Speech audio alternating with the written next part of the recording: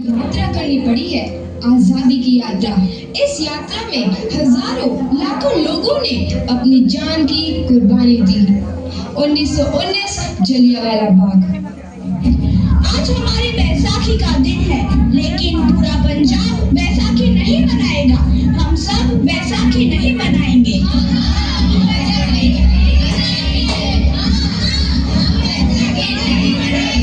जब तक अंग्रेजों को भारत से बाहर नहीं निकल देते, पूरा पंजाब बैसाखी नहीं मनाएगा। अच्छा, तुम सब हमारा विरोध करता है, भाग जाओ यहाँ से।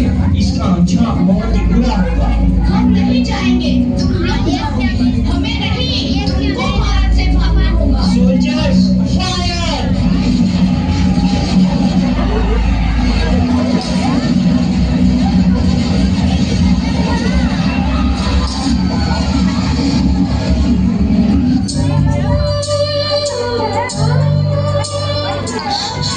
ये जमीन हमारी, ये धरती हमारी, ये खेत हमारे।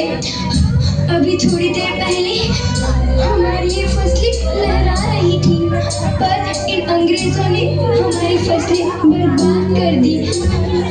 इन अंग्रेजों ने एक ही झटके में इन सब फसलों को काट दिया।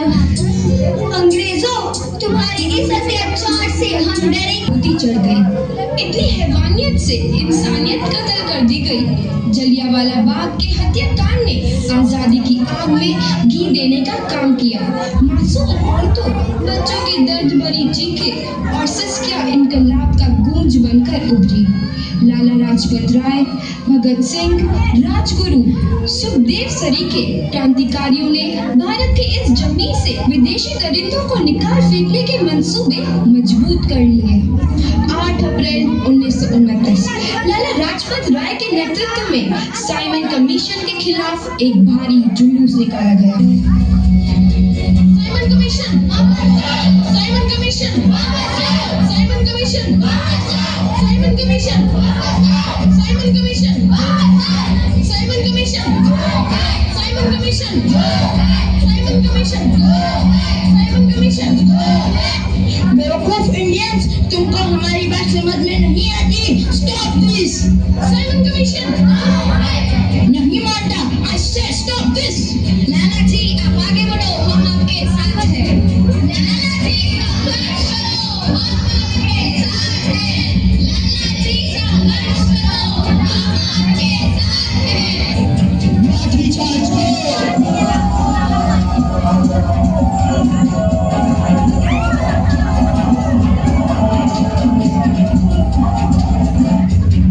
लाला जी को तो बहुत गहरी चोट लगी है, उनका सर फट गया है।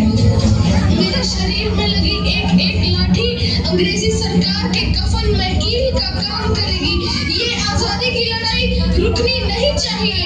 ये जिम्मेदारी मैं तुम सबको सौंप कर जा रहा हूँ।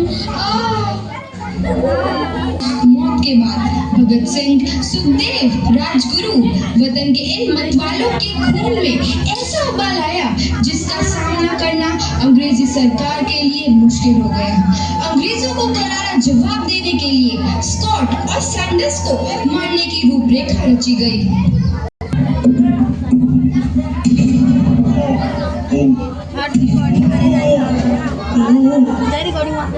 सैंडर्स मारा गया।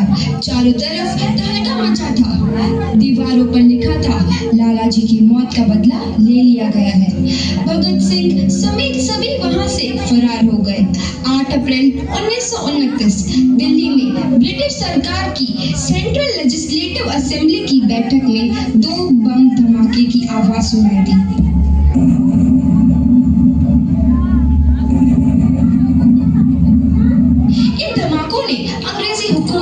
हिलाकर रख दिया। इस घटना को अंजाम देने वाले भगत सिंह, राजगुरु और सुखदेव ने अपने आप को अंग्रेजों के हवाले कर दिया। 1930 को अदालत ने अपना फैसला सुनाया। मुलजिम भगत सिंह, मुलजिम राजगुरु, मुलजिम सुखदेव को दफा 121 और दफा 302 के तहत ये अदालत तीनों को मुजरिम करार देती है और इस गुस्ताखी के लिए ये अदालत इन तीनों को सजाए मौत की सजा सुनाती है। सरफरोशी की तमन्ना अब हमारे दिल में है, देखना है जोर कितना बाजुए कातिल में है।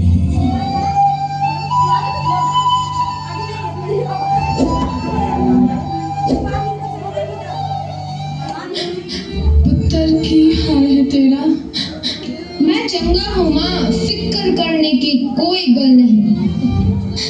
पुत्र, मेरा दिल तेरी तरह पत्थर दिल नहीं होगा।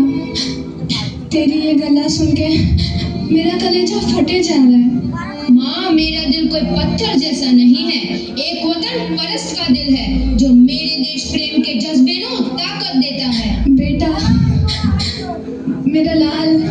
माँ, आज मेरी तपस्या पूरी होने जा रही है। जे तू रोई तो मैंने तकलीफ हुई। सोच, तेरा पुत्र आज शादी करने वास्ते जा रहा है। फर्क केवल इतना है, वो घोड़ी पर नहीं फांसी पर चढ़ने वास्ते जा रहा है। आज तू क्रांतिकारी की माँ है, कल तू एक शहीद की माँ होगी। माँ, पुत्र भगत, तू इतनी छोटी उम्र में हम सबको छोड़ के चला जाएगा। तूने जिंदगी में देखा ही क्या है पुत्र? मैंने अपनी माँ देखी है, जिसने मुझे एक ही बात बताई है कि बेटे, अपने देश के लिए एक बार मरना 100 बार जन्म लेने के बराबर होता है। अच्छा माँ, अब आशीर्वाद दे, आखिरी बार विदा लेने का समय आ गया है। भगत, मेरे लाल।